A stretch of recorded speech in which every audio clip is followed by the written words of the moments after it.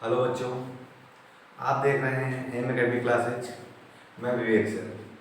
आज हम लोग क्लास 12 की का फोर्थ चैप्टर स्टडी करेंगे, केमिकल काइनेटिक। इसके प्रीवियस लेक्चर क्लास 12 केमिस्ट्री का चैप्टर है आपका। कौन सा चैप्टर बच्चों? केमिस्ट्री का चैप्टर है आपका केमिकल काइनेटिक। Chemical kinetic. इस केमिकल काइनेटिक के प्रीवियस लेक्चर में हम लोगों ने rate of reaction and the factors of the affecting the rate of reactions, इन दोनों के बारे में हम लोग डिटेल स्टडी किया था। ठीक, आज हम लोग पढ़ेंगे बच्चों आज हम लोग पढ़ेंगे ऑर्डर के बारे में। किसी भी रिएक्शंस की ऑर्डर कैसे फाइंड आउट करेंगे विद न्यूमेरिकल्स। कैसे आप कह सकते हैं कि इसका ऑर्डर कौन सा ऑर्डर है, फर्स्ट जीरो ऑर्डर रिएक्शन है, फर्स्ट ऑर्डर रिएक्शन है या सेकंड ऑर्डर रिएक्शन, वो डजंट मैटर। ठीक है, ये सब के बारे में हम लोग स्टडी करेंगे। तो लेट्स स्टार्ट। सबसे पहला हमारा टॉपिक क्या होना चाहिए बच्चों? ऑर्डर। क्या हम लोग स्टार्ट करेंगे? ऑर्डर। ऑर्डर क्या होता है? ठीक है, तो ऑर्डर समझ लो बच्चों। ऑर्डर पर आप सिंपल समझ पाइए। हमने एज्यूम कर लिया एक रिएक्शन से ए आप ए प्लस बी की, तो बच्चों ए जो स्मॉल ए है, नंबर ऑफ मोल्स को डिनोट कर रहा है, ए रिएक्टेंट है, b number of moles of b. ठीक है, एरो हमने कंसीडर लिया सी प्लस हमने कंसीडर कर लिया डी एंड डी। ठीक है, ये केमिकल रिएक्शंस है। इसमें हमने एज्यूम कर लिया जो हमारे ए और बी है इस कैपिटल, ये रिएक्टेंट है। ठीक है, ए और बी रिएक्टेंट आपस में रिएक्ट करके क्या जनरेट करते हैं? जो C and plus D generate करते हैं। क्लियर हुआ? A and B react and generate the C plus D product. Clear हुआ? तो बच्चों अगर आप यहां से आप rate of reaction find out करें, रेट ऑफ रिएक्शन, हमने आपको प्रीवियस लेक्चर में बताया बच्चों, rate of reaction is directly proportional to the its active mass, या फिर कह सकते हैं कंसंट्रेशन ऑफ रिएक्टेंट।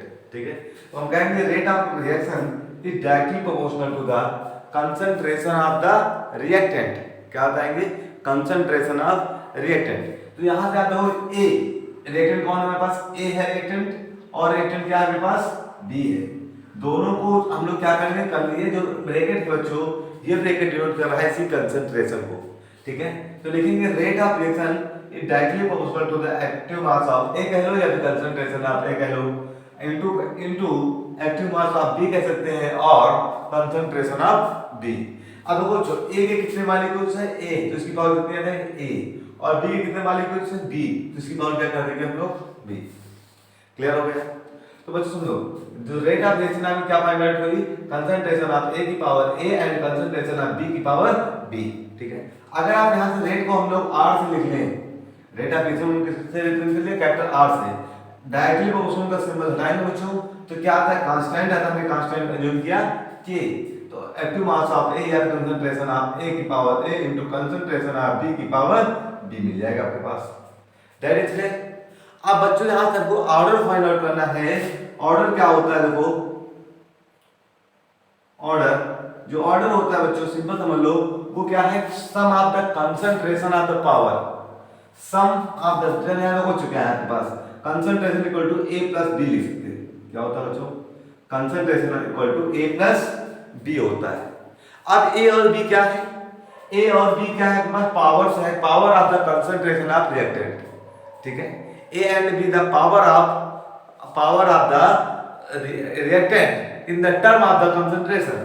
मतलब कंसंट्रेशन के टर्म में जो रिएक्टेंट हैं उनकी वो पावर को अज्यूम करते हैं। कौन? ए और बी। तो अगर हम इसकी एग्जैक्ट डेफिनेशन लिखें तो डेफिनेशन क्या होगी बच्चों? इस लिखते हैं हम लोग डेफिनेशन। अब किसके टर्म में बच्चों हम लोग देखते हैं? रेट ऑफ रिएक्शन के, तो लिखेंगे in the term of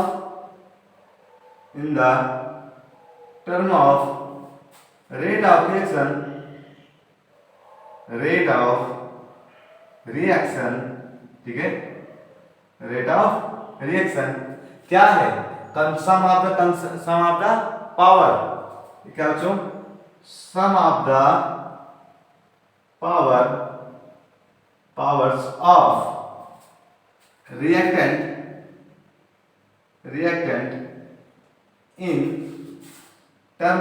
in term of concentration। ठीक है, in the term of concentration. Clear हुआ? क्या बताएंगे? In the term of the rate of reaction sum of the powers of the reactant in term of the concentration. ठीक है, मतलब जो reactant की कंसंट्रेशन के टर्म में क्या लिखेंगे? जो पावर्स होंगे उनका सम क्या होगा? आपका ऑर्डर कहलाएगा। ठीक है, या फिर आप सीधा इन द टर्म लगा दीजिए रिएक्टेंट ऑफ कंसंट्रेशन। ठीक है, ये ज्यादा बेटर रहता है बच्चों। ठीक है, इसको आप रिमूव करो। क्या लिखेंगे? In the term of the rate of reaction the sum of the powers of the reactant of concentration. ठीक है, या कंसंट्रेशन ऑफ रिएक्टेंट कर लो, ऐसे करो, कंसंट्रेशन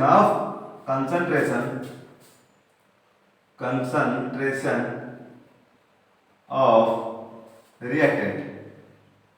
ठीक है, it's called order. Okay, clear हो गया सभी को कि क्या होता है ऑर्डर? आप वो पहले वाले भी डेफिनेशन लिख सकते थे। ठीक है, क्या लिखा था हमने? Reactant in the term of the concentration, both are right. Okay okay, तो समझ में आ गया ऑर्डर क्या होता है आपको?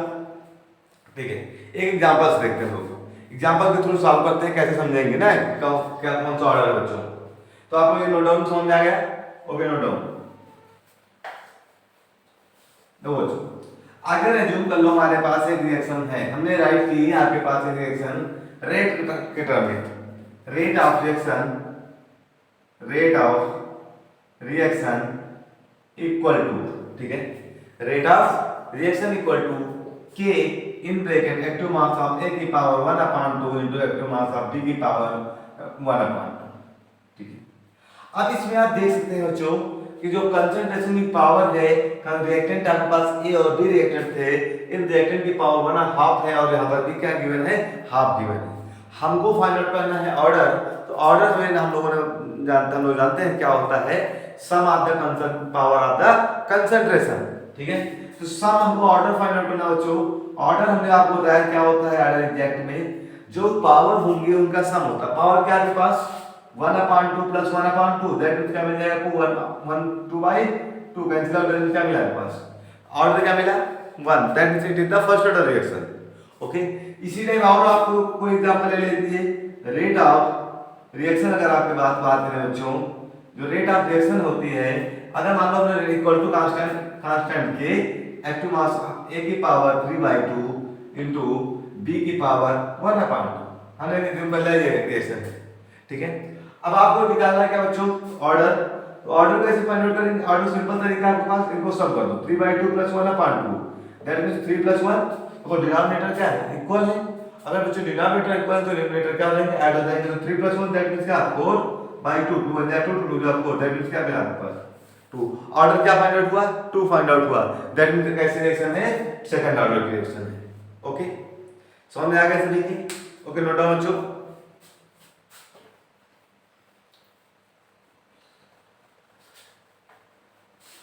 अब देखो बच्चों, नेक्स्ट चीज हम लोग डिस्कस करेंगे।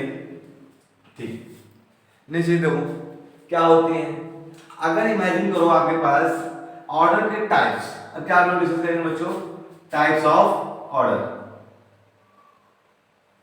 या फिर क्लासिफिकेशन ऑफ ऑर्डर, दोनों टॉपिक डिस्कस करेंगे। ठीक है, क्लासिफिकेशन ऑफ ऑर्डर, ऑर्डर को कितने टाइप से क्लासिफाई किया गया है बच्चों, इसके बारे में डिस्कस करेंगे।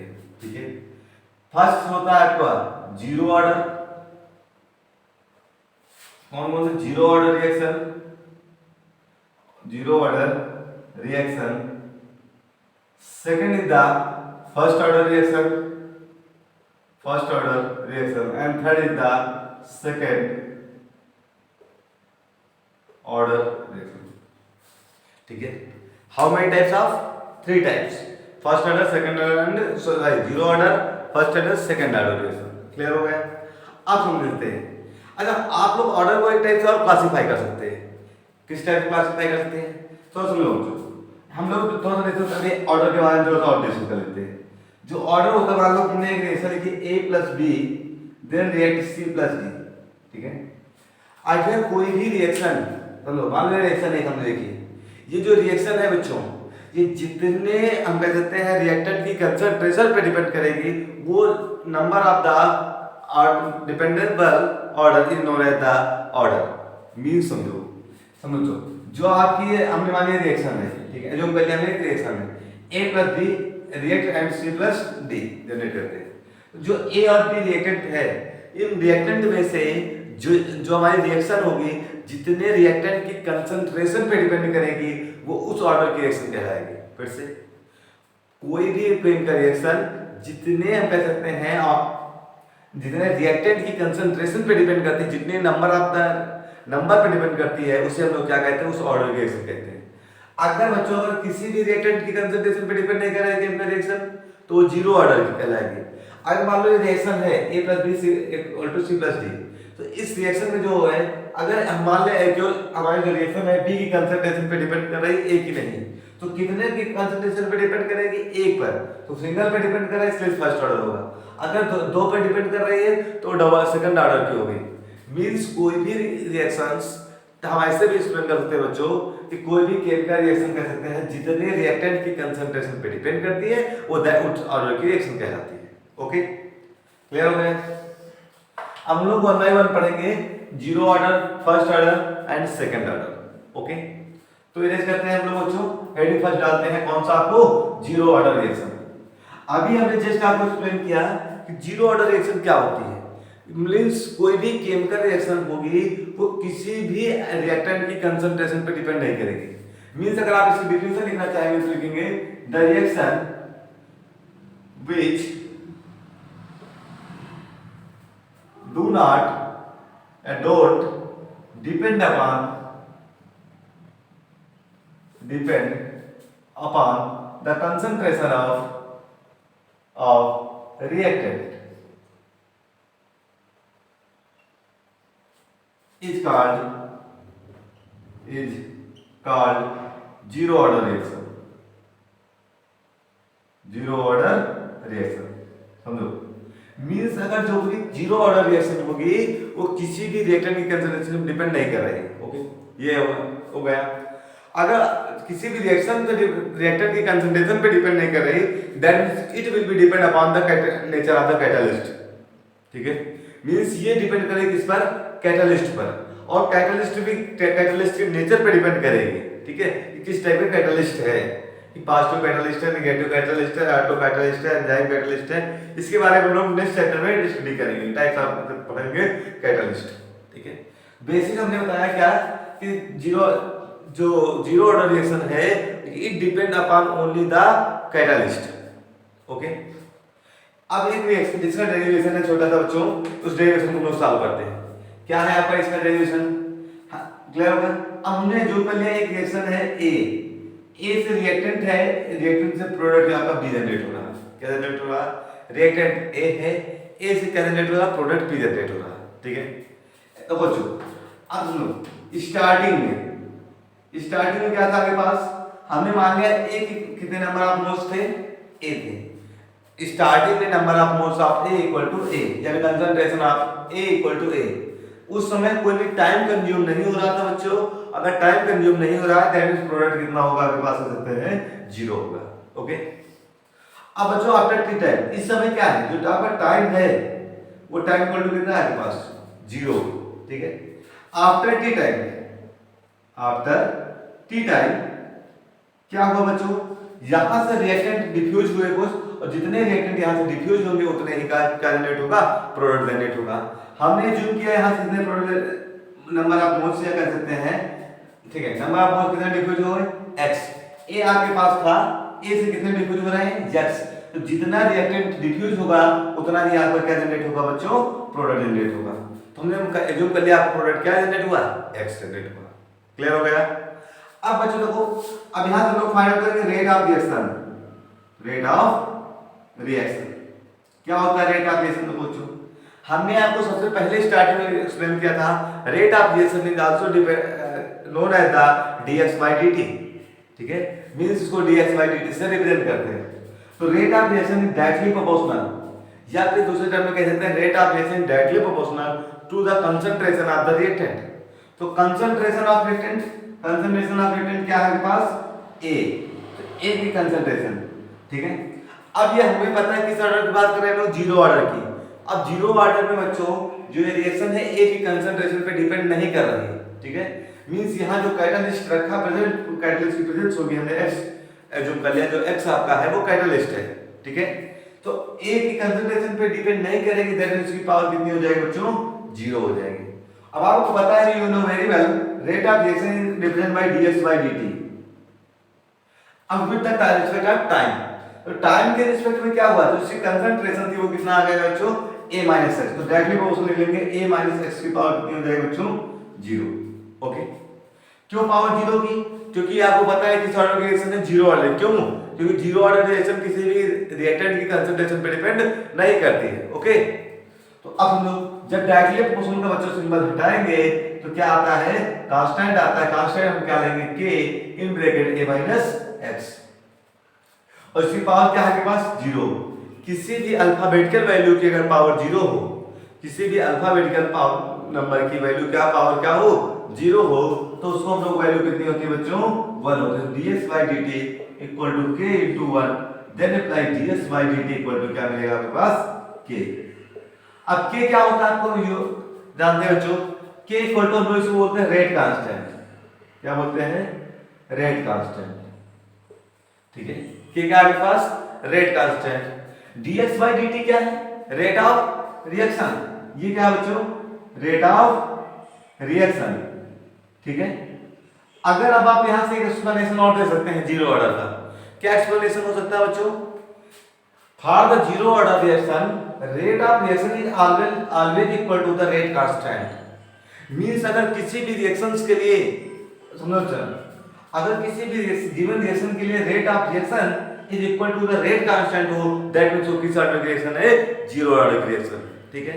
या फिर सिंपल आप एक्सप्लेन कर सकते हैं, for the 0 order reaction rate of reaction is equal to the rate constant. Okay, समझ में आ गया, note down, pause the video.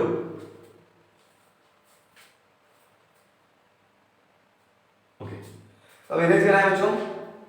I hope that आप लोगों को समझ में आ गया होगा।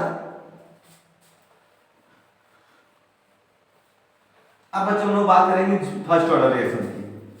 फर्स्ट ऑर्डर रिएक्शन क्या होती है, जस्ट अभी हमने एक्सप्लेन किया कि फर्स्ट ऑर्डर रिएक्शन क्या होगी, जो हमने आपको बताया था, जो भी रिएक्शन जितने रिएक्टेंट की कंसंट्रेशन पे डिपेंड करेगा वो उस ऑर्डर के रिएक्शन कहलाएगी, ठीक है। तो अब हम बात करते हैं कौन सी बच्चों, फर्स्ट ऑर्डर रिएक्शन। क्या लिखेंगे फर्स्ट, इसकी अगर आपको डिफिनेशन लिखनी हो, लिखेंगे the reaction which depend upon only the concentration of one reactant, ठीक है। क्या लिखेंगे, the reaction which depend upon the reactions which depend upon only one reactant concentration of one reactant, only one concentration of reactant is called first order reaction, first order reaction, ठीक है। Means कोई भी chemical reaction जो first order reaction होगी वो only one reactant की concentration पे depend करेगी, दैट इज क्लियर। ओके, अब इसका एक न्यूमेरिकल है, डेरिवेशन है स्मॉल सा, हम लोग उसके बारे में देख लेते हैं। डेरिवेशन क्या है बच्चों, हमने एज्यूम कर लिया ए आपके पास रिएक्टेंट है, ए से क्या जनरेट हो रहा है बच्चों, बी जनरेट हो रहा है, ठीक है। ए रिएक्टेंट है, बी प्रोडक्ट है, ओके। तो बस सुनो, ए रिएक्टेंट सेम पोजीशन स्टार्टिंग में हमने एज्यूम कर लिया इसके पास कितने मॉलिक्यूल्स थे, या इसी कंसंट्रेशन कितनी थी, ए, ठीक है। उस समय कोई भी प्रोडक्ट जनरेट नहीं हो रहा था, अगर प्रोडक्ट बच्चों जनरेट नहीं हो रहा दैट मींस की कंसंट्रेशन क्या होगी, 0 होगी, ठीक है। इस कंडीशन में टाइम क्या था आपके पास, टाइम कुछ नहीं था इस कंडीशन स्टार्टिंग में, टाइम हमने कोई भी कंज्यूम नहीं हुआ that means time equal to 0 था, ठीक है। हमने जो किया आफ्टर टी टाइम क्या हुआ बच्चों, इससे कितने मोल्स लिक्विड हुआ, हमने एज्यूम किया x मोल लिक्विड हुए, कितने x, तो a माइनस x, जितने मोल यहाँ से लिक्विड होंगे बच्चों इधर उतने ही मोल्स ऐड हो जाएंगे। यहाँ कितने मोल्स ऐड हो जाएंगे बच्चों, कितना हो जाएगा, x हो जाएगा। क्यों, क्योंकि रिएक्टेंट से x मोल रिड्यूस हो रहे हैं, वही क्या जनरेट होंगे, प्रोडक्ट, क्योंकि रिएक्टेंट से ही क्या जनरेट होता है, प्रोडक्ट। आपको पता है जितना रिएक्टेंट होगा उतना ही आपका प्रोडक्ट जनरेट होगा, ना तो उससे कम ना तो उससे ज्यादा, क्योंकि you know very well the conservation of mass. ठीक है, कंजर्वेशन ऑफ मास क्या कहता है, जितना रिएक्टेंट का मास होगा उतना ही उससे जनरेट होना चाहिए, प्रोडक्ट का मास भी जनरेट होना चाहिए। ओके, अब बच्चों समझो, यहां से आप क्या निकालेंगे, rate of reaction, rate of reaction. ठीक है, अब रेट ऑफ रिएक्शन अभी जस्ट हमने एक्सप्लेन किया, क्या होता है, exactly proportional to the concentration of reactant. तो concentration of reactant means reactant A है, इसी कंसंट्रेशन पर डिपेंड करता है। अब बच्चों यहां पावर कितनी पुट कर देंगे, 1। क्यों पुट किया 1, क्योंकि ये एक रिएक्टेंट की कंसंट्रेशन पे डिपेंड कर रहा है। ठीक है, तो आपको पता है रेट ऑफ रिएक्शन क्या होती है, dx/dt। डायरेक्टली प्रोपोर्शनल का सिंबल लगाएंगे, क्या आता है, कांस्टेंट की कंसंट्रेशन ऑफ ए, एक ही टी टाइम बाद कंसंट्रेशन क्या रहेगी, a माइनस x। तो इस कंसंट्रेशन आप a के पोजीशन क्या पुट कर देंगे, a माइनस x की पावर कितने, 1। अब बदल क्या करेंगे, dt डिवाइड में dt, मतलब x वाले एक डायरेक्शन में कर लेंगे और विदाउट x एक डायरेक्शन में। तो कुछ a माइनस x ये dt तक डिवाइड में इधर इसको मल्टीप्लाई कर दो, तो dx वाला क्या मिलेगा, k in bracket a minus x into dt। ठीक है, अब ये a माइनस x ये मल्टीप्लाई में है, इस डायरेक्शन में आ जाएगा, डिवाइड में हो जाएगा, then imply dx upon a minus x equal to क्या मिलेगा आपको, k dt। ठीक है, क्लियर हो गया। अब क्या करेंगे, अब करेंगे हम लोग इंटीग्रेशन, लिखेंगे इंटीग्रेशन बोथ साइड। ठीक है, दोनों साइड क्या कर लेंगे हम लोग, इंटीग्रेशन करेंगे। अब बच्चों इंटीग्रेशन सिंबल क्या होता है, ऐसे। ठीक है, it is the symbol of integration. आप लोग मैथ में आप लोगों ने मैथ में पढ़ा होगा। ठीक है, अगर नहीं पढ़ा होगा तो आप लोग फर्दर पढ़ेंगे। ठीक है, आप लोग हमारे चैनल के थ्रू भी पढ़ सकते हैं। ठीक है, तो यहाँ से क्या लिखा बच्चों, dx upon a minus x equal to इधर इंटीग्रेशन सिंबल लगा देंगे बच्चों, क्या हो जाएगा, k dt। ठीक है, अभी हमने एक्सप्लेन किया क्या था आपके पास, कांस्टेंट था। एक समझ लो, ये एक फार्मूला है dx upon a minus x, किस चीज का फार्मूला है, it is the formula of minus log a minus x। आपको ये मैथ का फार्मूला आप लोगों को याद होना चाहिए, यदि आप लोग आगे पढ़ेंगे तो आप लोगों को बहुत सारी याद हो जाएगा। ठीक है, तो a minus x equal to, बच्चों क्या है, कांस्टेंट है, और कांस्टेंट हमेशा क्या रहता है, बाहर बाहर बचे क्या, 1 dt। ठीक है, इधर क्या मिला, minus log a minus x equal to, बच्चों ये समझ लो, इंटीग्रेशन ऑफ dx बराबर होता था x, इंटीग्रेशन dt बराबर हो जाएगा t, इंटीग्रेशन dz बराबर होता है z, इंटीग्रेशन d थीटा बराबर होता है थीटा। मींस जो यहाँ पर जिसके रिस्पेक्ट में करेंगे उसी का हो जाएगा। तो यहाँ पर बच्चों, यहाँ t के रिस्पेक्ट में कर रहे हैं तो यहाँ t होगा। अच्छा बच्चों, एक चीज आप समझ लें, इंटीग्रेशन में जो ये dx और dt है, इसका मतलब क्या हुआ, देखो यहाँ पे dt जो आपको डिफरेंट कर रहा है कि t के रिस्पेक्ट में आपको इंटीग्रेशन करना है।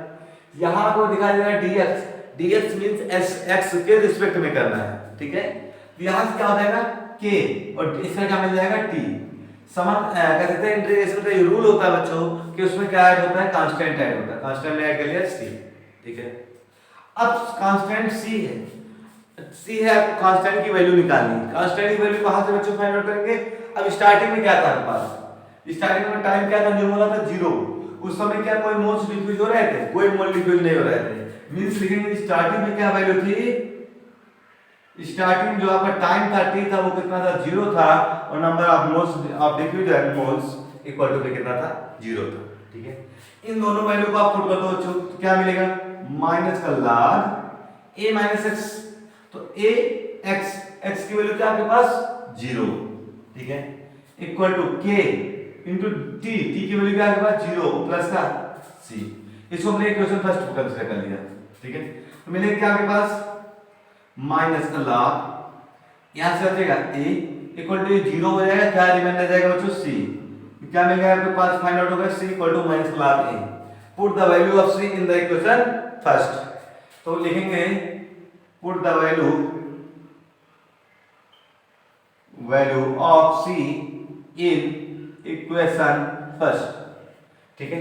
जब आप इक्वेशन फर्स्ट में बच्चों पुट करेंगे तो क्या फाइंड आउट हो जाएगा आपके पास? देखो फर्स्ट में पुट को वैल्यू तो क्या मिलेगा, क्या लिखा आपके पास? माइनस का log a minus x equal to k t और माइनस c की वैल्यू क्या है आपके पास? c की वैल्यू माइनस का log है तो लिखेंगे माइनस का log a, ठीक है। ये माइनस में बच्चों इस डायरेक्शन नेगेटिव है, इस डायरेक्शन में आ जाएगा पॉजिटिव हो जाएगा, तो ये log वाले वन डायरेक्शन में तो log a माइनस इधर क्या आपके पास लिखा है बच्चों राइट है a minus x equal to क्या फाइंड आउट हो गया आपके पास? kt, ठीक है। अब बच्चों फार्मूला होता है बेसिक, क्या फार्मूला होता है?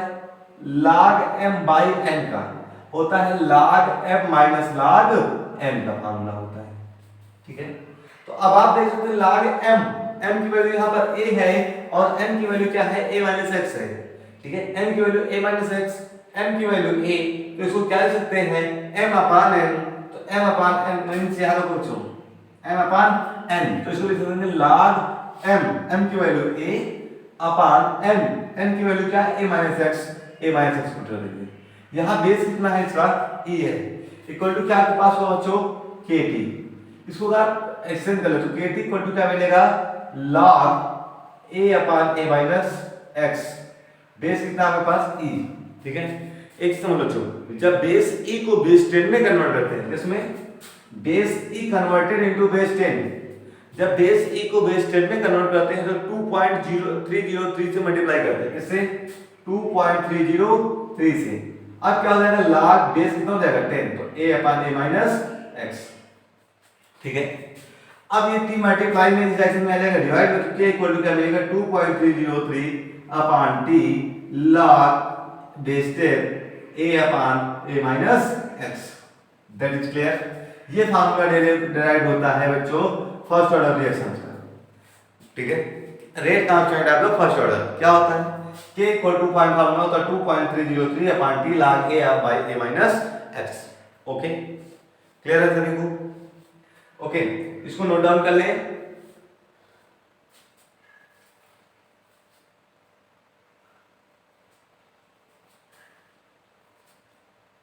नोट हो गया सभी को बच्चों? अब एक वर्ड यहां से यूनिट, ठीक है। क्या हम निकालेंगे इसी वक्त? यूनिट। यूनिट क्या होती है रेट कांस्टेंट की? देखो यहां पर फर्स्ट ऑर्डर के लिए k इक्वल टू देखो 1, ये कांस्टेंट की कोई वैल्यू नहीं होगी, इसकी वैल्यू क्या हो जाएगी बच्चों? टाइम की यूनिट क्या होती है? सेकंड इनटू a क्या है? कंसंट्रेशन, a माइनस x भी क्या होगा? कंसंट्रेशन। तो कंसंट्रेशन की वैल्यू क्या होती है बच्चों? मोल बाय वॉल्यूम, ये होती थी मोल पर लीटर, इसको हम बोलते हैं मोल पर लीटर, ठीक है। नीचे भी आ जाएगा मोल पर लीटर, ये कैंसिल आउट हो जाएगा, दैट मींस क्या हो जाएगा? 1 अपॉन t मतलब 1 अपॉन सेकंड, तो इसको लिख सकते हैं पर सेकंड। क्या यूनिट हुई? पर सेकंड, ठीक है, okay. Unit of the first order reaction is the, कह सकते हैं चाहे टाइम इनवर्स कर ले या सेकंड इनवर्स कर ले या फिर पर सेकंड बोल सकते हैं, ओके। तो आई होप दैट आप लोगों को क्लियर हो गया होगा फर्स्ट ऑर्डर रिएक्शन, ठीक है। अगर अभी तक आप लोगों ने हमारे चैनल को सब्सक्राइब नहीं किया है तो प्लीज चैनल को सब्सक्राइब करें और अधिक से अधिक शेयर करें, ओके बच्चों, थैंक यू।